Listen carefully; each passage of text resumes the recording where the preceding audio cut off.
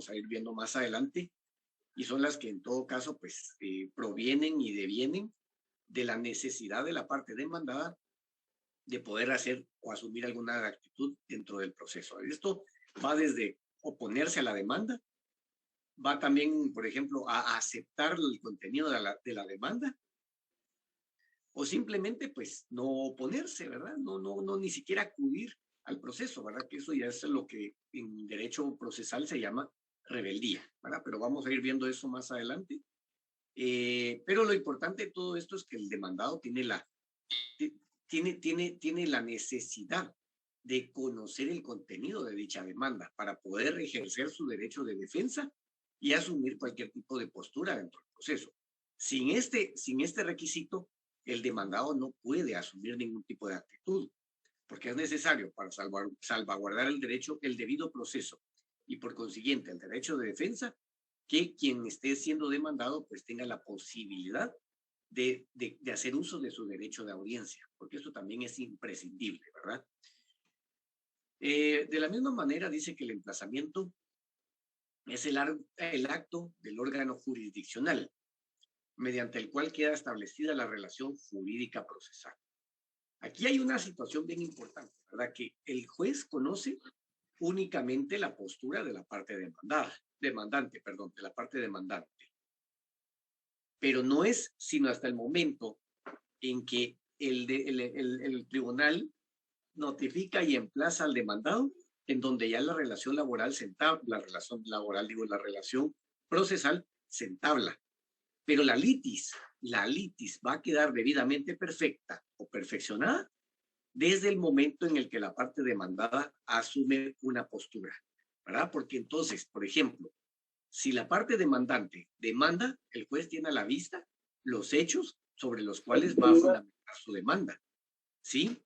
Ahora, no conoce en ese momento el contenido de la oposición o la contestación por parte de la parte demandada, ¿verdad? Sino que esto lo conoce hasta el momento en el que procesalmente tiene la posibilidad, la parte demandada, de poder asumir una actitud y con esa actitud, o sea, si es una oposición, ahí se estaría perfeccionando la litis. Es decir, que con ello ya existiría la posibilidad de litigio, de choque, ¿verdad?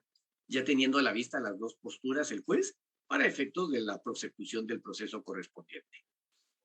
Esto pasa en cualquier proceso, no solamente a nivel dentro de lo civil, no solamente dentro de el juicio ordinario, sino que también dentro del juicio oral, juicio sumario, también de la misma manera, pues en los procesos estos sí, básicamente en los procesos de conocimiento, ¿verdad? Entonces, esto es imprescindible, porque sin el emplazamiento, la parte contraria no tiene la posibilidad de poder ejercer su derecho de defensa, ¿verdad? Hacer uso de su derecho de audiencia también, que el derecho de audiencia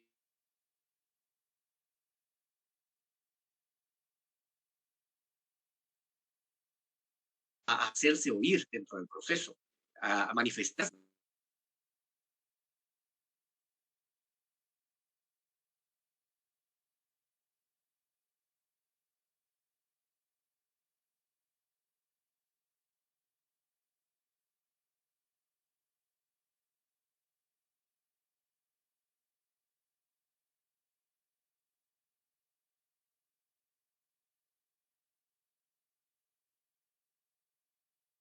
Laboral, ¿verdad? Muy semejante.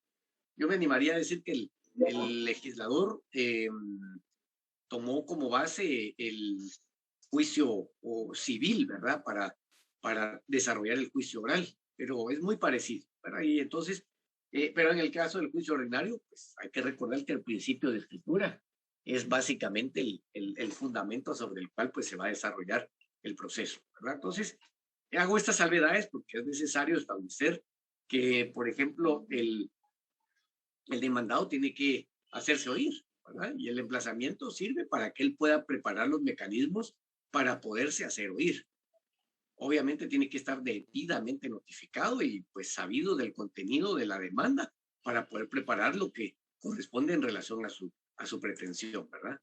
En el caso de la contestación de la demanda o en el caso, por ejemplo, de interposición de excepciones previas, vamos a tomar en cuenta que ahí el demandado está haciendo uso de su derecho de excepción, el uso del derecho de excepción, que es lo que se refiere al derecho de acción, solo que más directamente relacionado con el demandado, ¿verdad?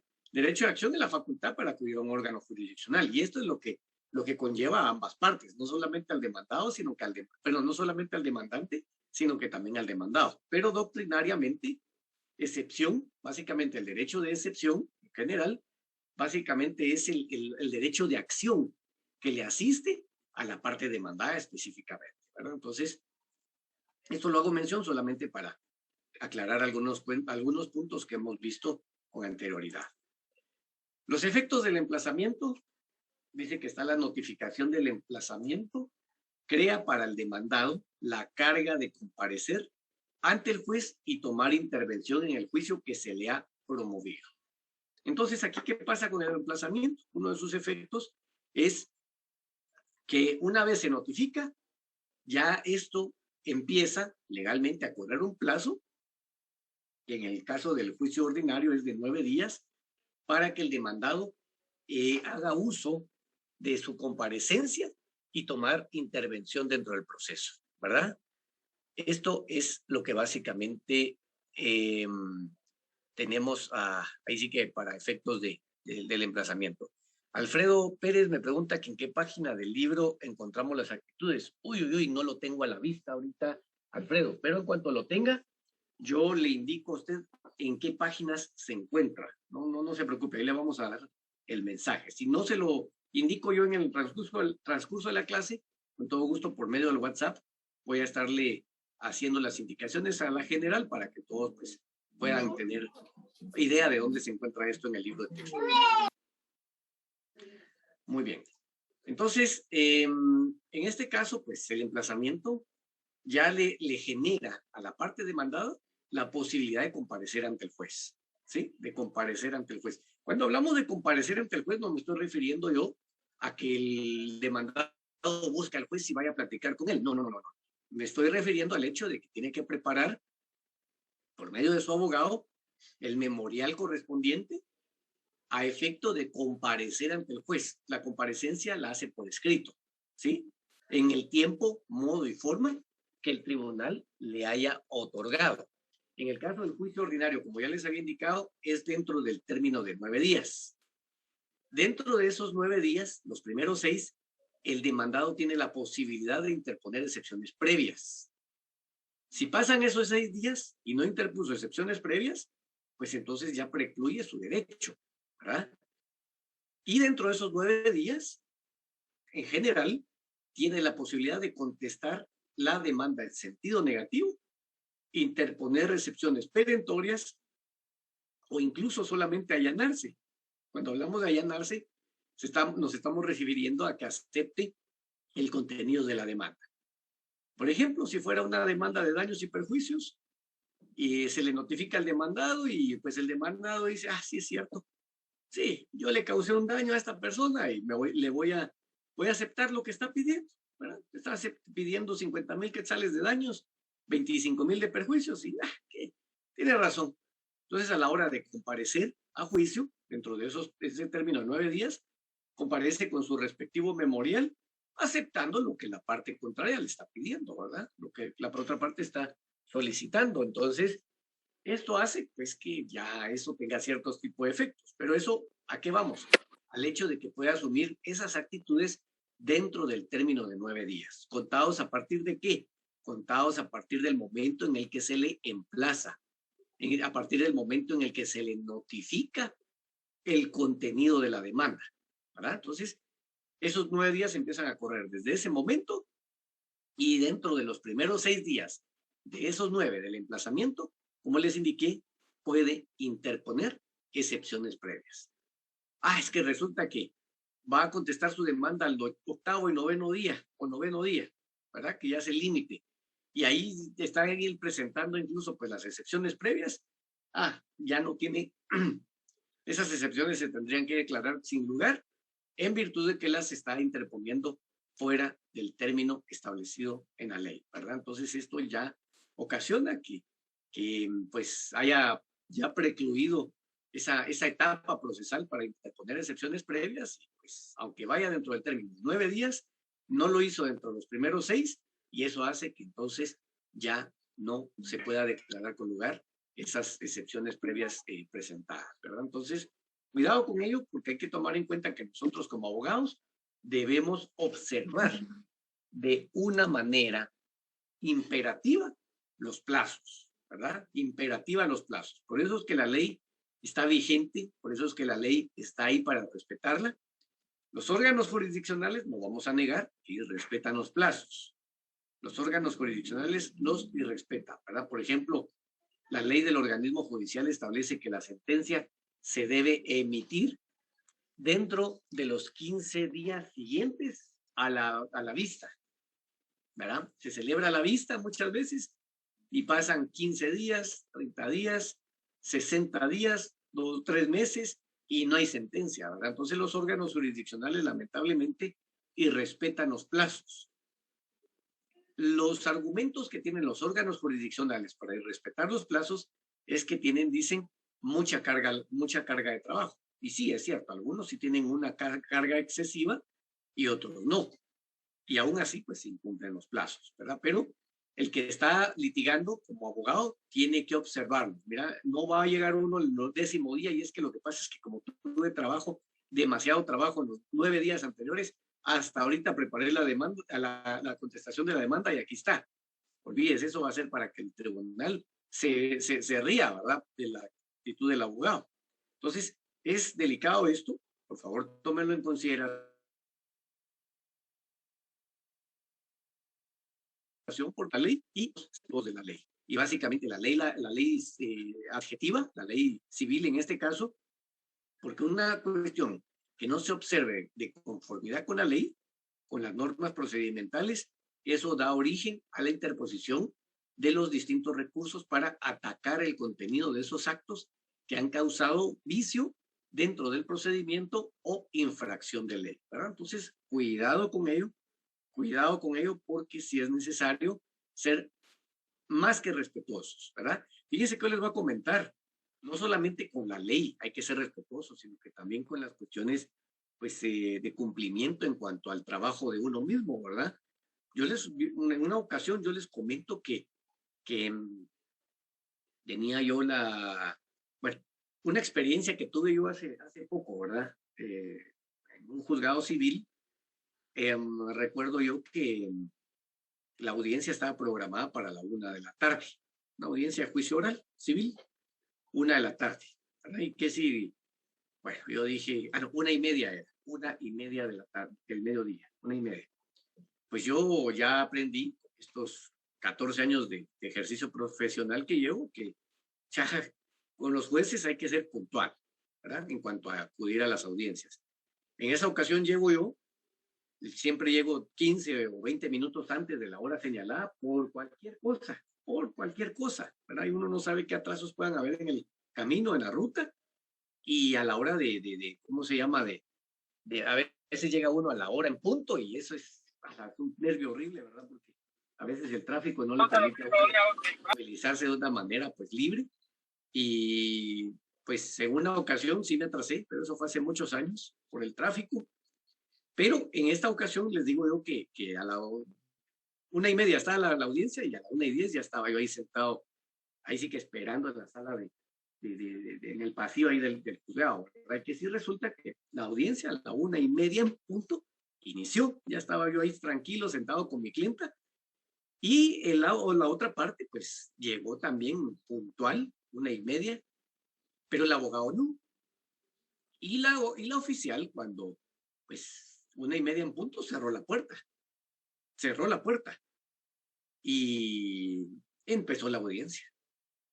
Cuando a los 10 minutos de que había iniciado la audiencia, tocaron la puerta y la oficial se paró a abrir y era el abogado de la otra parte que había llegado 10 minutos más tarde.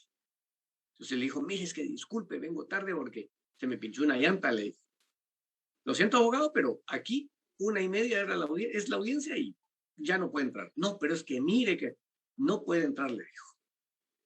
Pero es que lo que pasa, y lo sacó de la audiencia, lo sacó de la sala. Con toda razón. Claro, por supuesto, si a mí me pasa eso, olvídese, sería una vergüenza horrible.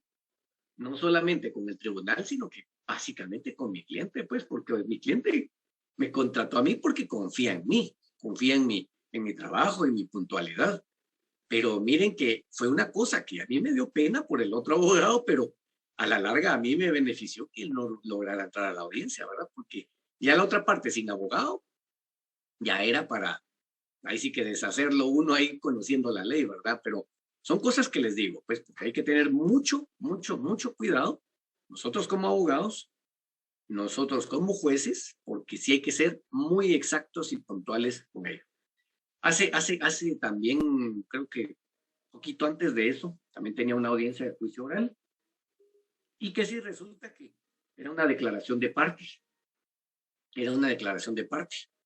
Es el caso que mi clienta, ella propuso la prueba, la otra parte no llegó, los que tenían que responder a las preguntas, no llegaron y yo feliz, no vinieron, dije yo, que si mi clienta llegó tarde a la audiencia, un minuto tarde. Y la juez dijo, no, ya no se va a llevar a cabo la audiencia porque no está presente la otra parte, con un minuto de atraso.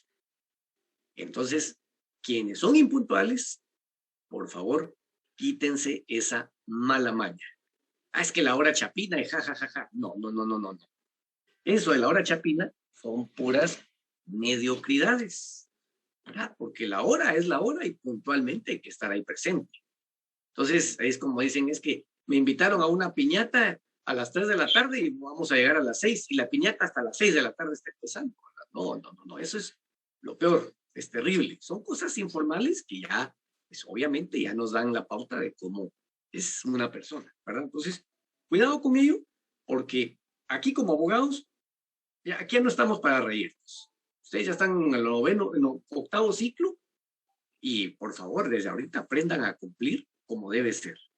No quiero yo que en algún momento ustedes acudan a una audiencia un minuto tarde, porque yo me di cuenta que sí los jueces son extremistas con eso. Porque he visto en casos concretos, en esta mi clienta, un minuto tarde y no le digo, ya no hay audiencia. Y el otro, que llegó 10 minutos tarde, ya no lo dejaron entrar. Entonces, cuidado con ello, porque aquí en este caso, el derecho tiene un fin eminentemente patrimonial, ¿sí? Patrimonial. ¿Qué quiere decir esto? Que cualquier acción está ventilándose en relación a cualquier situación monetaria, ¿verdad? O sea, todo está, el derecho y el dinero están íntimamente relacionados. El derecho y el patrimonio están íntimamente relacionados. Entonces, cuidado con ello, ¿verdad? Porque si usted incumple a favor de su cliente o en contra de su cliente, mejor dicho, esto le genera pérdidas a su cliente, ¿verdad? Pérdidas económicas. Y no vaya a ser del caso que sean de esos clientes que dijo, bueno, este abogado cometió un error aquí o metió las patas, como dicen comúnmente, y a él es al que le vamos a reclamar ahora porque perdió nuestro caso. Porque eso puede ser. Alguna negligencia dentro del caso puede ocasionar que al abogado le reclamen el pago de daños y perjuicios. Imagínense, es delicado. Es como un médico que opera mal, hace mal una intervención quirúrgica, pues ahí le pueden reclamar daños y perjuicios, ¿verdad? Por una mala práctica. Entonces, cuidado, ¿verdad? Se los digo desde ahorita para que pues sepamos cómo es esta dinámica del abogado, del notario y del juez en todo caso. Para los efectos del emplazamiento, pues ahí los podemos visualizar nosotros en el artículo 112 del Código Procesal Civil y Mercantil, ¿verdad? Esos yo les voy a pedir que los lean despacio en sus casas. No voy a ahondar yo en cuanto a ello porque, ¿cómo se llama? Es un tema que nos estaríamos abarcando todo el periodo. Yo creo que ahorita hay otros temas que sí son bien necesarios de ¿cómo se llama? De aclarar y conocer. Entonces yo les voy a pedir favor de que esto lo lean despacio en sus casas. Artículo 112 del Código Procesal Civil y Mercantil. Y a la par de ello, pues el libro de texto guía para ir comprendiendo esos temas, ¿verdad? Esos temas de una manera, pues, tal vez no profunda, pero sí por lo pronto conocer cuáles son los efectos del hecho de darle a conocer la demanda a un demandado y qué efectos tiene en todo caso, ¿verdad? Uno de los efectos es que se suspende la ¿cómo se llama? La prescripción, ¿verdad? Ese es uno de los efectos, para empezar. Es decir, que el término de la prescripción ya no corre. Quiere decir que si tenía 4 años para demandar y demandó, por ejemplo, a los, ¿qué le puedo decir? A los 3 años, 11 meses, quiere decir que ahí se suspendió la prescripción, ¿sí? Entonces, pues ese es uno de los efectos. Ahora bien, esto es lo que me interesa, más que nada, las actitudes del demandado. Las actitudes del demandado. Y esto es importantísimo. En este caso, pues vamos a tomar en consideración de que cuando alguien sufre un ataque, pues lo más normal, común, es que uno se defienda ante ese ataque, ¿verdad? Entonces, aquí es donde viene, de acuerdo a lo que establece la diapositiva, dice que se puede tener como normal asumir una actitud de defensa, ¿verdad? Frente a un ataque, que implicaría la negación de los hechos o la oposición a los mismos. Puede también observar inactividad absoluta o bien allanarse a la pretensión del actor. Esto es bien importante, porque este concepto recoge básicamente lo que nosotros necesitamos conocer en relación a qué es lo que debe o puede, qué es lo que puede asumir o enfrentar el demandado dentro del proceso. Esto es a lo que lleva, ¿verdad? Esto es lo que recoge este concepto que aparece en la diapositiva. Entonces, lo que les decía, cuando a uno lo atacan, lo primero que hace uno es tratar de defenderse, ¿verdad? Cuando uno considera que el ataque es ilegítimo, ¿verdad? Entonces, bueno, me atacaron y yo voy a ver de qué forma me defiendo. Entonces, al principio del ciclo habíamos hablado de que el proceso es la vía normal para defenderse civilizadamente de un ataque. O sea, es la vía normal para atacar es la vía civilizada para atacar y la vía civilizada para defenderse. Anteriormente, en la antigüedad, recordemos que regía la ley de talión, ¿verdad? Ojo por ojo, diente por diente, en donde, pues, si alguien mataba, pues, tenía las víctimas ¿cómo se llama? De quien mató, pues, tenían derecho también a matar, ¿verdad? Entonces, fíjense que me está fallando el Zoom. Me está fallando el Zoom. Me está marcando tiempo y esto nunca ha pasado. Entonces, por cualquier cosa, si se corta, nos volvemos a conectar, por favor. Muy bien, Lick. Perdonen, sí, fíjese que nunca me había pasado esto y me marcó un mensaje ahorita, pero bueno, aprovechemos el tiempo. Entonces, vamos a tomar en consideración que el proceso es la forma civilizada de solventar diferencias. Entonces, si a mí me atacan, ataco, ¿verdad? Cuando yo sé que el ataque es ilegítimo. Pero si, por ejemplo, me atacan y yo sé que el ataque es legítimo, entonces se puede dar lo que aparece acá, donde dice allanarse, lo que aparece aquí en la diapositiva, ¿verdad? Allanarse. ¿Qué es eso de allanarse? Pues me están atacando y, sí, él tiene razón. Sí, tiene razón en reclamar los daños y perjuicios, porque sí le cometí un daño, ¿verdad? Entonces sí, acepto lo que él está fijando y pidiendo. Y ahí está, eso es allanarse. O lo mismo, como establece también la diapositiva, lo relacionado a la inactividad. Esa inactividad absoluta es lo que hemos llamado, o lo que la doctrina le llama rebeldía. Bueno, la doctrina y la ley, rebeldía o contumacia, ¿sí? Que es prácticamente que se emplazó al demandado, él tiene pleno conocimiento de la demanda que pesa en su contra y dice, no voy a ir al proceso, o sea, no me importa, ¿qué consecuencias pueda tener? Porque sí, aunque no acuda al proceso, tiene consecuencias. Se va a emitir una sentencia sin haberlo escuchado, por supuesto, es posible, siempre y cuando haya sido debidamente emplazado, siempre y cuando se le haya dado a conocer el contenido de la demanda.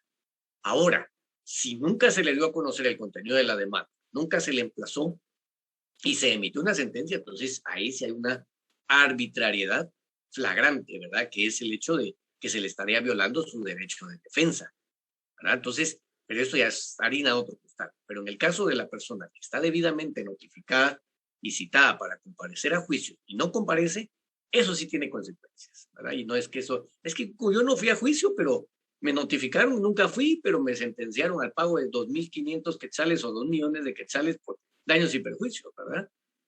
¿Y cómo los voy a pagar si nunca me defendí? No, eso ya es problema suyo.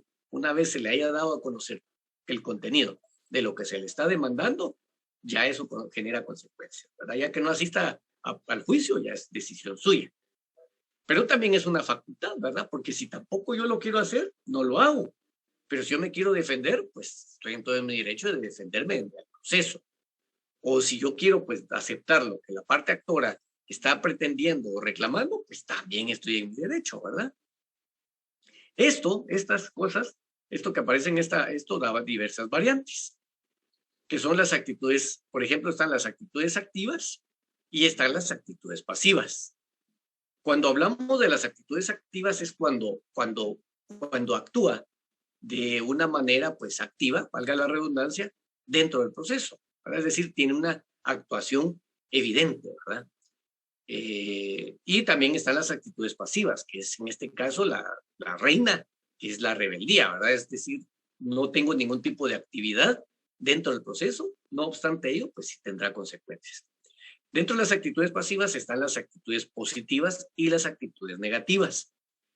Dentro de la actitud positiva está el allanamiento, pero no es el allanamiento penal, ¿verdad? Sino que es el allanamiento o allanarse a las pretensiones de la parte actora. Es decir, la actitud positiva es, sí, yo acepto. Sí, así es, y lo acepto. Entonces, ¿qué pasa? Ya el juez, habiendo escuchado el allanamiento por parte, o habiendo obtenido el allanamiento de la parte contraria, entonces ya procede a dictar la sentencia correspondiente. O sea, siempre hay sentencia. A pesar de que haya allanamiento, hay sentencia. Y dentro de las otras, las actitudes activas, están las negativas, que esta es la de oposición férrea, ¿verdad? Es decir, yo no acepto, me opongo y no estoy de acuerdo con lo que la parte actora está planteando. Entonces es aquí a lo que vamos a establecer a nivel procesal como contestación de la demanda en sentido negativo, ¿sí? Bueno, me están demandando por negro, pero aquí no hay negro, aquí todo es blanco. Entonces yo vengo y me opongo por medio del escrito correspondiente, que es lo que se hace dentro de los 9 días del emplazamiento, ¿verdad? Dentro de los 9 días.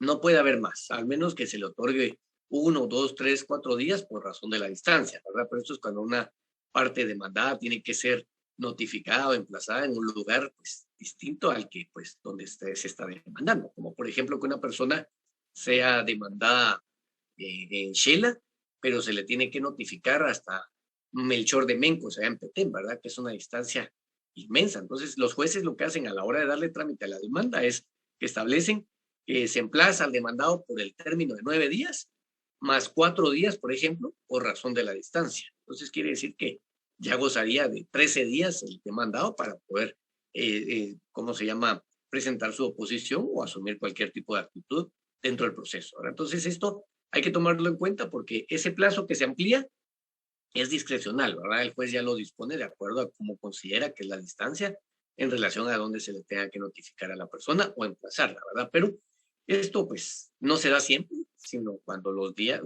lugares son distintos a donde se está demandando. Entonces, tomen en cuenta ello. Y fíjense que cuando se demanda a la persona en un lugar distinto, por ejemplo, está siendo demandada en Xela, se le tiene que notificar en Petén, Melchor de Mencos. Esta persona de Melchor de Mencos tiene la obligación de fijar un lugar dentro del perímetro urbano de Xela para que sea notificada legalmente, ¿verdad? No pueden estarse notificando, mandándose exhortos o despachos hasta Melchor de Mencos por cada notificación, porque esto no es así. Tiene que fijar un lugar dentro del perímetro urbano del lugar en donde esté siendo demandada la persona, ¿verdad? Entonces, esto por favor tómenlo en cuenta. Bueno, entonces ahí están esas actitudes.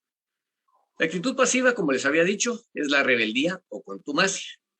Y dice que es aquella situación que se da cuando una de las partes no comparece a juicio, o bien cuando habiendo comparecido se ausenta de él, ¿verdad? Entonces, Esto tómelo en cuenta porque en el caso del juicio ordinario, juicio civil, específicamente el ordinario, la rebeldía opera regularmente en contra del demandado, ¿sí? En contra del demandado. Ahora, en los juicios orales, cuando se vean los juicios orales, la rebeldía opera en contra de ambos. Es como, por ejemplo, en el juicio ordinario laboral. El juicio ordinario laboral establece que las partes deben comparecer con sus propios medios de prueba y se proseguirá el juicio en rebeldía de quien no compareciere. Ahí va para los dos, pero en el caso del juicio ordinario, la rebeldía opera en contra únicamente de la parte demandada. Es decir, que se le emplaza y si no comparece a juicio, pues entonces ya a solicitud de parte o de oficio, pues el juez puede, no, a solicitud de parte, el juez puede decretar la rebeldía de la persona que pues, no compareció, habiendo sido debidamente notificada para comparecer a juicio. Dice que también es una actitud pasiva total, ¿verdad? Del demandado, que se da cuando cuando está debidamente notificado, no comparece a juicio. Entonces, esto lo encontramos en el artículo 113 del Código Procesal Civil y Mercantil. Alguien que me haga favor de darle lectura a ese artículo, por favor.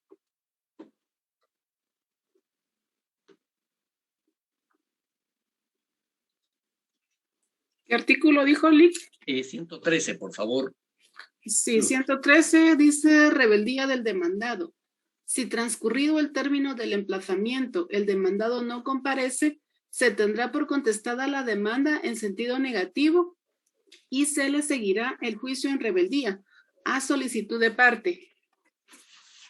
Muchas gracias. Ahí está, ¿verdad? Entonces, ahí básicamente nos está dando un efecto de la rebeldía, ¿verdad? Un efecto, en principio, es el de la que se tiene por contestar la demanda en sentido negativo, ¿verdad? Es decir, se le solicitó que compareciera y es como obtener por él.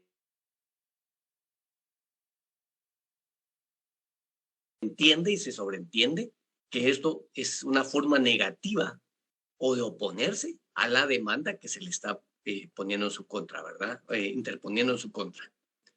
Entonces, ahí hay uno de los efectos.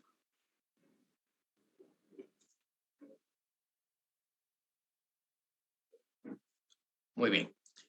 Efectos de la rebeldía o contumacia, pues ya habíamos empezado con el artículo 113, que se tiene por contestada la demanda en sentido negativo, y se le seguirá el juicio en rebeldía. Otro de los efectos, los encontramos en el artículo 114, en donde establece que podrá trabarse embargo sobre sus bienes en cantidad suficiente para asegurar el resultado del proceso. Y el tercer efecto sería que podrá tomar los procedimientos en el estado en que se encuentre, ¿verdad? Entonces esto tampoco es que le vede totalmente su derecho de defensa por la actitud negativa que tuvo dentro del proceso, ¿verdad? Sino más bien, pues, puede él tomar el proceso en el estado en el que éste se encuentra, ¿verdad? Por supuesto, ya no va a poder de una manera u otra ofrecer medio de prueba porque no lo hizo en su tiempo o presentar una oposición tal para que, pues, conocer cuál es su postura, pero sí va a poder actuar y movilizar cuestiones dentro del proceso que puedan de una manera u otra beneficiarle al final de todo, ¿verdad? Entonces, ahí están esos efectos. De la misma manera, pues, en cuanto a la rebeldía del actor, lo que les había mencionado en relación al juicio oral, dice que esta se presenta más en procesos que se desenvuelven a través de una serie de audiencias, como es el caso del juicio oral. Si se dan cuenta, por ejemplo, aquí estamos en el artículo 113. Es claro al establecer que si transcurrido el término del emplazamiento, el demandado no comparece, ya nos está diciendo en contra de quién corre la rebeldía, ¿verdad? El demandado. Yo quiero que eso quede claro en cuanto al juicio ordinario. El demandado. Es decir, que la rebeldía opera solamente en contra del demandado. Ahora, si nos vamos, por ejemplo, al artículo 100, no, el 200, ahora les indico, aquí está. 200,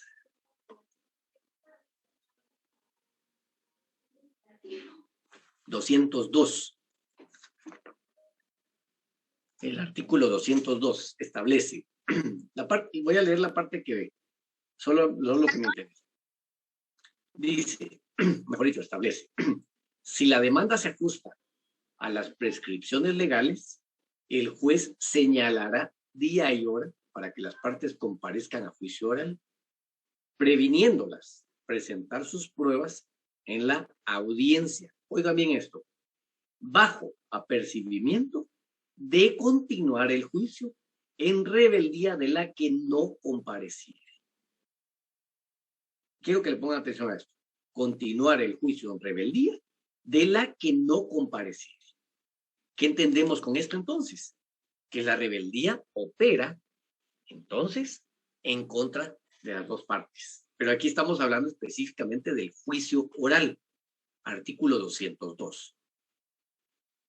El juicio ordinario opera únicamente en contra del demandado. Y en el juicio oral opera para ambas partes. Y me llama la atención también el artículo 215. 215. En cuanto al juicio oral de alimentos. Cuando ustedes van a su práctica, seguro van a tener un juicio oral de alimentos. Casi 100% seguro. Este artículo 215 establece que si el demandado no concurriere a la primera audiencia y no contestare por escrito a la demanda, el juez lo declarará confeso en las pretensiones del actor y procederá a dictar sentencia. Miren, ahí está, cómo van variando las cuestiones de un proceso a otro. Incluso en el juicio oral, el juicio oral da los lineamientos generales, pero ya el juicio oral de alimentos ya tiene una cuestión específica que regula ese extremo, ¿verdad? Entonces, ahí está la cuestión de esto. Aquí fíjense que lo importante para poder comprender la eficacia y los efectos de la norma procesal es leerla. Yo les recomiendo que todo esto que vamos viendo, yo en un principio les dejé que hicieran un esquema de cada uno de los procesos. Y sí, están bien, esos esquemas están bien. Obviamente traen los aspectos generales y básicos, ¿verdad? Pero cuando uno quiere de verdad estudiar los procesos, debe uno de esquematizarlos de una manera, pues, exhaustiva. ¿A qué me refiero con esto? Que uno le tiene que encontrar todos los atajos legales que existan y conocer qué consecuencias podrían haber si yo presento un memorial de esto o no se presenta la otra parte, qué sé yo. Todo esto del proceso es como un árbol. El tronco común, pues, sirve para todo, para sostener todas las ramas, pero las ramas son las que le dan vida al árbol. Las ramas son las que buscan, son esos caminos, esos atajos que nos llevan hasta lo más alto del árbol, que sería la sentencia, ¿verdad? O sea, el proceso tiene un arriba y tiene un abajo, entonces hay que comprenderlo esto de una manera exhaustiva para efectos de lograr entender el proceso en sí. ¿Dónde precluye, por ejemplo, una etapa? ¿Qué posibilidades tengo yo, por ejemplo, de presentar un recurso cuando una resolución, pues, es contraria a los intereses de mi patrocinado? ¿Qué recurso puedo interponer? Todo eso es parte de estudiar el derecho procesal civil. En cuanto a la rebeldía del demandado, dice que da origen a medidas precautorias. Regularmente es así. Las medidas precautorias son aquellas que pretenden asegurar las resultas del proceso. Dentro de ellas, pues, vamos a encontrar la medida precautoria de lo que es el embargo, el arraigo, el secuestro, la anotación de demanda. Está también, por ejemplo, la medida precautoria de lo que es la intervención de una empresa, etcétera. Entonces, esto hace que si una persona no comparece, pueda tener la posibilidad de solicitar medidas precautorias dentro del proceso. En este caso dice que, es decir, constituye un fundamento para que puedan embargarse bienes para asegurar los efectos del proceso. Entonces, ahí está otra de las consecuencias correspondientes. Cuando el demandado es el que no comparece, ¿sí? Y esto lo vimos en el artículo 113 y 114. ¿Hay preguntas hasta ahí? ¿Hay preguntas? Sí, adelante. ¿Hay un límite o algún porcentaje para hacer el embargo o se puede hacer el 100%? Depende de qué sea, Keila. Depende de qué sea. Supongamos que es un embargo de un salario. Hay un porcentaje establecido en la ley que está sujeto a embargo. Esto lo encontramos en el Código de Trabajo. Por ejemplo, si es un embargo sobre alguna deuda civil, el porcentaje que se puede embargar de ese salario o sueldo es hasta un 35%. Hasta un 35%. Ahora, si se tratase de deudas, por ejemplo, o cuestiones relacionadas a alimentos, se puede embargar hasta un 50%. Hasta un 50% en cuanto a cuestiones de sueldos o salarios. Eso lo encontramos en el Código de Trabajo, como le indico. Ahora, si se trata de un embargo de una cuenta bancaria, ahí sí le embargan el 100% de lo que usted tenga en el banco. Ahí sí el 100%. O sea, si tiene 1 millón de quetzales y le embargan la cuenta, pues le congelan el 1 millón de quetzales. Si se trata, por ejemplo, el embargo de un bien inmueble, una casa, le pueden embargar lo que usted tenga en relación a su propiedad, ¿verdad? Si, por ejemplo, es el único y legítimo propietario del inmueble, el embargo va a ser sobre el total del inmueble. Ahora, si usted comparte copropiedad con otras 2 personas, por ejemplo, un inmueble donde 4 hermanos sean los propietarios, copropietarios, quiere decir que al deudor, a la persona que tenga que responder sobre dentro del proceso, pues le van a embargar un 25%. Ahora sí es un 25% el que tiene dentro del inmueble. Y ese 25% sería el que le corresponde como copropietario dentro del inmueble. ¿Sí? La parte alícuota que le corresponde, así como lo define o así como lo establece el libro segundo, ¿verdad? La parte alícuota que le corresponde, es decir, la fracción que de manera abstracta tiene esta persona dentro de ese bien. Entonces todo va a depender de qué es lo que se está embargando, Keila. Todo va a depender de eso. Gracias, Rick. Con gusto. Muy bien. Este es un tema bien importante. Las excepciones, ¿verdad? Porque las excepciones se pueden interpretar como diversas cuestiones, ¿verdad? Por ejemplo, una excepción sería como la oposición que tengo en relación a la acción que está ejerciendo el demandado en mi contra. El demandante en mi contra. Pero la excepción también tiene otra connotación, ¿verdad? Tiene otro significado a nivel procesal. Y significa también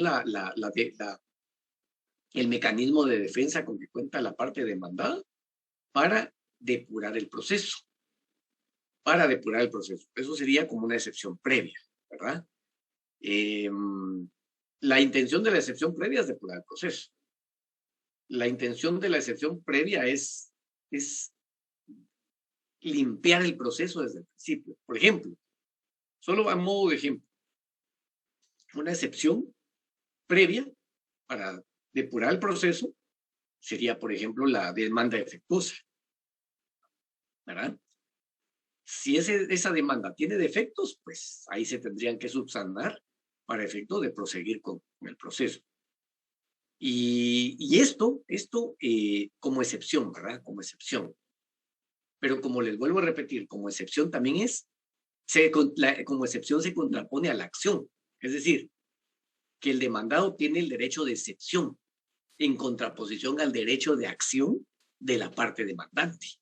Entonces, como les vuelvo a decir, tiene varias acepciones, ¿verdad? Varias connotaciones. Aquí nos interesan todas, que comprendamos todo esto. La diapositiva dice que el demandado a quien se ha ocurrido o trasladado la demanda, a quien se ha ocurrido traslado de la demanda, puede colocarse en alguna de estas situaciones. La primera es que comparece, pero deja transcurrir el término sin contestar la demanda, ¿verdad? Compareció, pero no contestó la demanda. La segunda es, se allana a la demanda, es decir, acepta las pretensiones de la parte actora, reconociendo como justas las pretensiones del actor. Y la tres, opone excepciones, promoviendo un incidente de previo y especial pronunciamiento. Me interesa eso. Esa cuestión tercera, ¿verdad? Porque opone excepciones promoviendo un incidente de previo y especial pronunciamiento. La 4 es que contesta la demanda, negando los hechos o solamente el derecho. Esto es a lo que propiamente se le llama excepción, ¿verdad? En contraposición al ejercicio de la acción que desarrolla la parte actora, ¿verdad? Entonces, es ahí la segunda connotación que yo les decía. La quinta es que contrademanda, ¿verdad? Sí, contrademanda. Es decir, reconviene. Y con la reconvención deduce una nueva demanda. Es decir, me está demandando usted por una fijación de daños y perjuicios, pero es que usted también me debe y por eso lo voy a demandar, ¿verdad? En el mismo proceso. La reconvención es la contrademanda que se ejerce en contra de la parte actora. Bueno, el demandante demandó al demandado y en ese mismo proceso el demandado demanda al demandante. ¿Sí? Entonces se invierten los papeles dentro del mismo proceso. Me demandó por X o Y circunstancia, pero es que él también tiene algo que yo tengo que demandarle, pero tiene que haber relación de objeto, de causa y de personas, ¿verdad? Objeto, causa y personas. No puedo yo venir, por ejemplo, ¿qué les puedo decir? Un esposo que demande a una esposa, ¿verdad? Por daños y perjuicios por X o Y circunstancia. Y que ella ahí mismo demande el divorcio. No, eso no se puede. Porque si bien es cierto, hay relación de personas, no hay relación de objeto ni de causa, ¿verdad? Entonces, son procesos en los que sí tiene que existir esa relación para poder el demandante el demandado demandar al demandante. Esa es la reconvención, es decir, la contrademanda. Dice que la doctrina opone la excepción a la acción, era lo que les decía, con relación a este numeral numeral cuarto, definiéndola como la defensa que el demandado alega para paralizar o extinguir los efectos de la demanda. ¿Sí? Entonces, cuidado con ello porque no podemos confundir el derecho de excepción con la excepción. ¿Verdad? El derecho de excepción, vuelvo a repetir, se contrapone a la acción, mientras que la excepción va a ser ese mecanismo que voy a utilizar para depurar el proceso. Entonces, cuidado con ello, no lo confundan. Dice que el derecho romano daba el nombre de defensio, ¿verdad? Defensio, a todo medio empleado por el demandado para oponerse a la demanda, ya sea que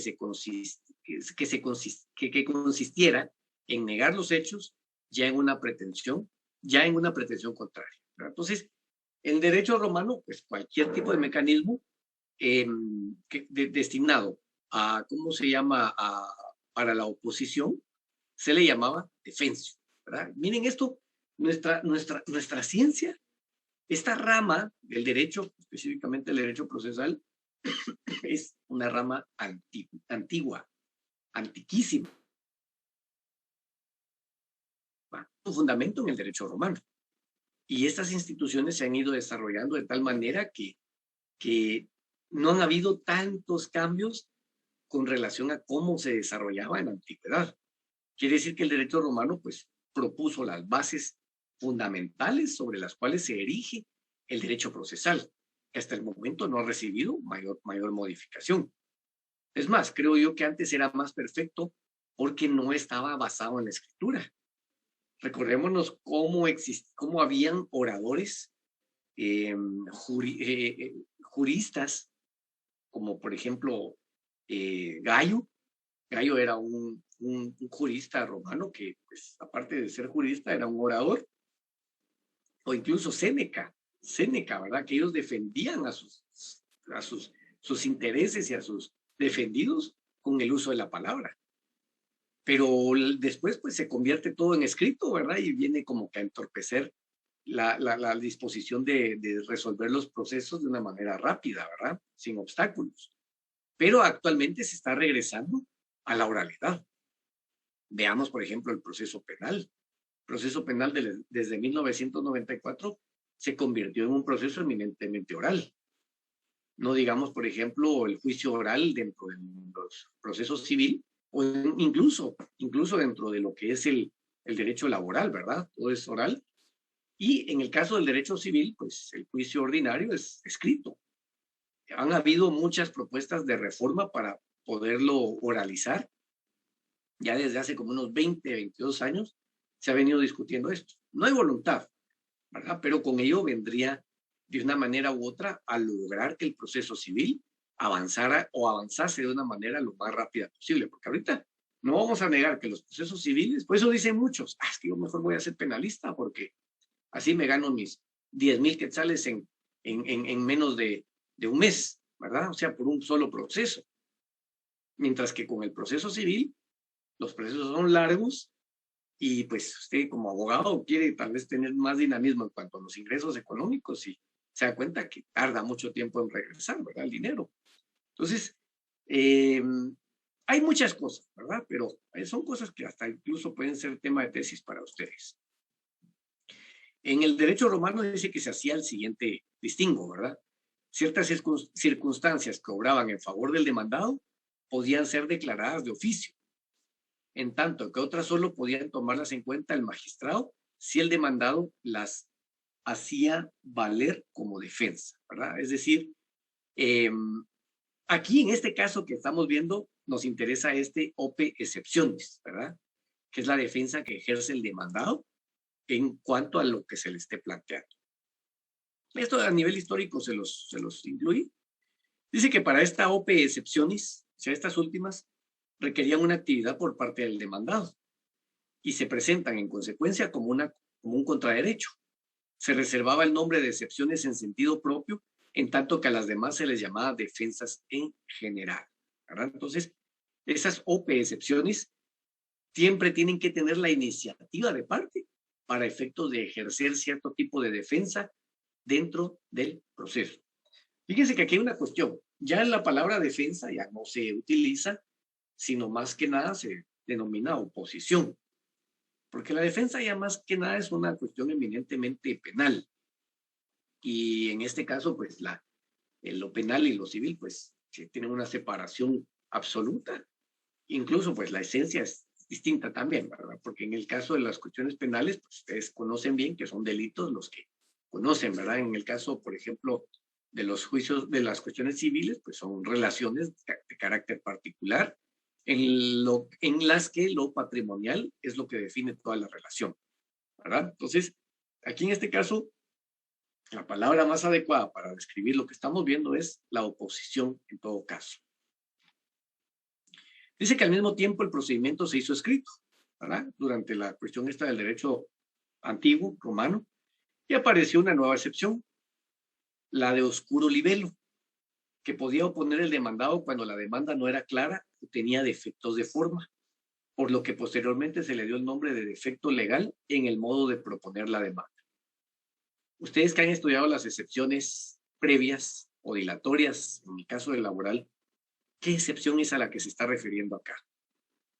Alguien que me haga favor de tomar la palabra. ¿Qué excepción es la que a la que se está refiriendo esta diapositiva?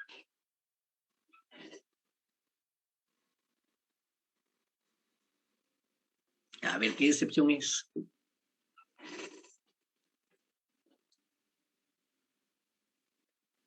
Buenos días, Lick. En este caso, como es de forma, una excepción dilatoria. No. ¿Qué excepción sería? ¿Qué excepción sería? Ya. De las enumeradas en el artículo. Lick, disculpe. Demanda defectuosa. ¿Demanda defectuosa? Correcto, sí. Así es. Demanda defectuosa, ¿verdad? Ya imagínense desde cuándo viene esto proponiéndose. ¿Desde cuándo? Y esto, miren, o sea, ya solamente de leer esto ya nos damos cuenta que es algo que sí tenemos nosotros regulado en la ley. ¿Sí? Lo tenemos regulado. De una manera doctrinariamente más desarrollado que en relación a cómo lo utilizaban los romanos, pero ahí está, vigente. Entonces, mire, esto es como decir, mire, usted no está presentando todo como debe ser, arréglelo, ¿verdad? Muy bien. Dice, cuando los emperadores destacaron pretores en las provincias, ocurría a veces que las cuestiones que debían someterse a un pretor eran llevadas a otro, por lo que se acordó al demandado una nueva excepción, la de incompetencia de jurisdicción. ¿Qué excepción sería esta? Y ahí mismo nos está diciendo, ¿qué excepción sería? ¿De incompetencia? De incompetencia, Keila, así es, así es. Sí, miren, históricamente, ahí están las excepciones. ¿Por qué actualmente el derecho civil es un bien perfecto? O sea, a pesar de sus pesares, es una normativa perfecta para poder solventar las diferencias que existen entre dos partes, porque ya tiene siglos y siglos de ser una rama del derecho vigente, ¿sí? De desarrollarse.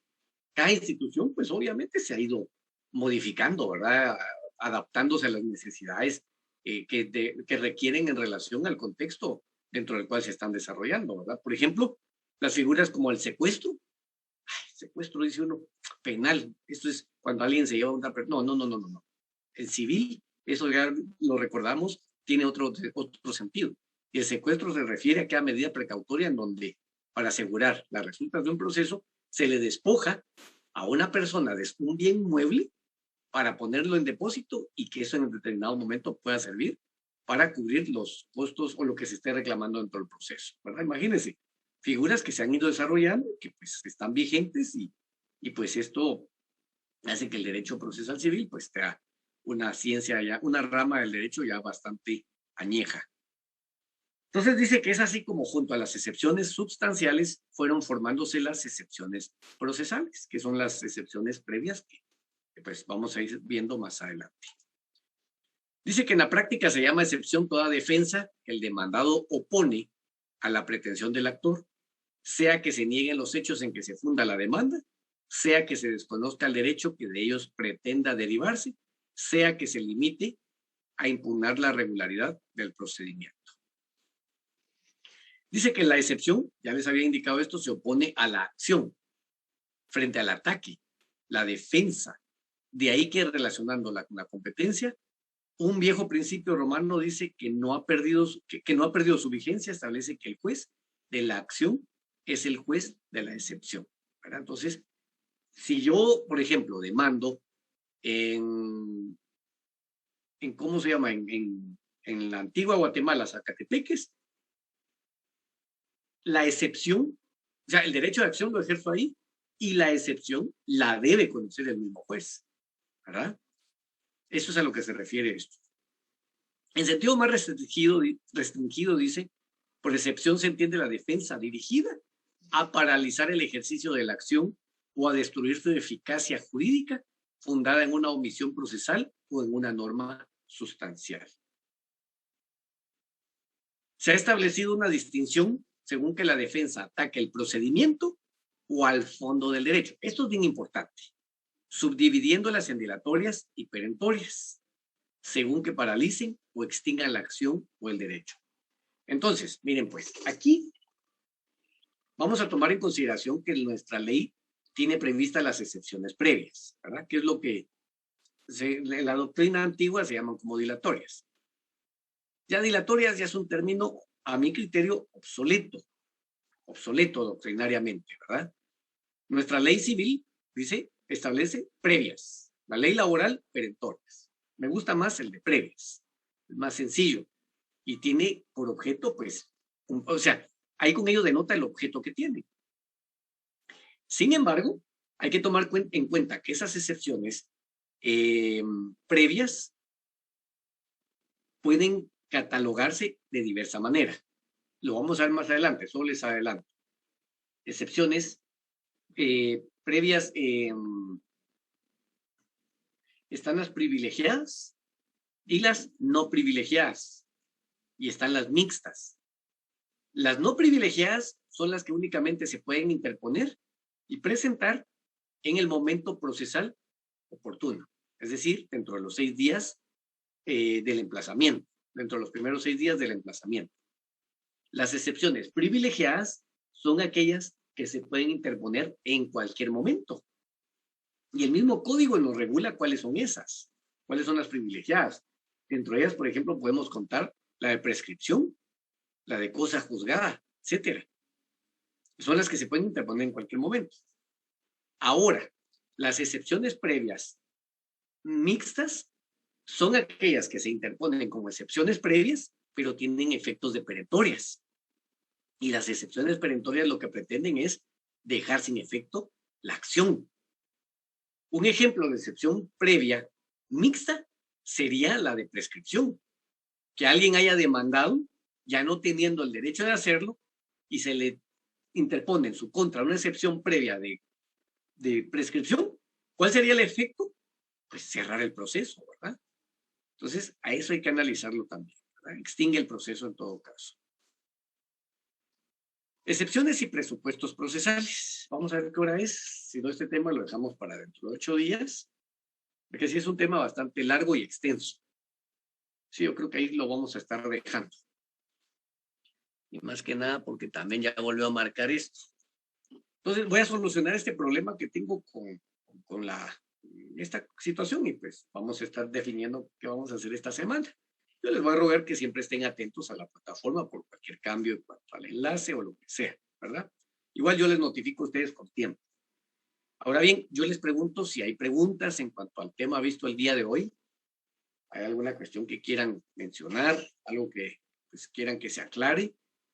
Yo sé que son cosas que ustedes pues ya las han visto, ¿verdad? Son cosas que pues están ya a la vista ahí con el proceso laboral para empezar, ¿verdad? Y creo yo que ahorita pues van comprendiendo algunas cosas que quizás no habían comprendido antes. Yo soy de la idea y creo que se los he dicho a ustedes con anterioridad, que para mí, a mi criterio, primero hay que estudiar el derecho procesal civil antes de entrar al procesal laboral, porque créanme que el fundamento procesal está en el derecho procesal civil. De ahí se derivan otras ramas, ¿verdad? Por ejemplo, tenemos el procesal mercantil que se basa en el procesal civil.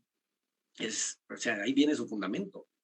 Y recordemos que el procesal laboral apenas tiene, ni siquiera hay un código procesal laboral, ¿verdad? Y lo que no tiene previsto el código de trabajo, lo manda el procesal civil. Entonces, pero ni modo, ahí sí que así está establecido el pensum de estudios y pues cuando haya posibilidad de sugerir que haya un cambio en cuanto a ello, pues se va a hacer. Por lo pronto ustedes ya están ya casi saliendo de ese compromiso y pues lograron o han logrado salir adelante con ello y pues creo que eso es lo importante hasta el momento. ¿Hay preguntas, observaciones, comentarios? ¿Alguna cuestión que quieran indicar? Lick, disculpe. Adelante, adelante. Yo había leído algo que decía que la acción prescribe y el derecho caduca, y creo que lo relaciono un poco con la clase que usted dio hoy. Sí, fíjese, Keila, que eso es lo que doctrinariamente se ha fijado, ¿verdad? Pero le voy a ser franco, ya cuando está, bueno, esa es la diferencia que han hecho doctrinariamente. Y es lo mismo. Fíjese que básicamente es lo mismo. Solo que la diferencia la vamos nosotros a notar de acuerdo a cómo la ley lo defina. Porque si la ley establece caduca, pues entonces así es como hay que plantearlo. Si la ley establece el derecho prescribe en relación a alguna acción que pretenda que plantear, así es como lo debemos de plantear, ¿verdad? Como una prescripción, ¿verdad? Entonces, el efecto y la causa va a ser la misma. Lo que va a cambiar básicamente va a ser únicamente la denominación. Es únicamente. Gracias, Luis. Justo.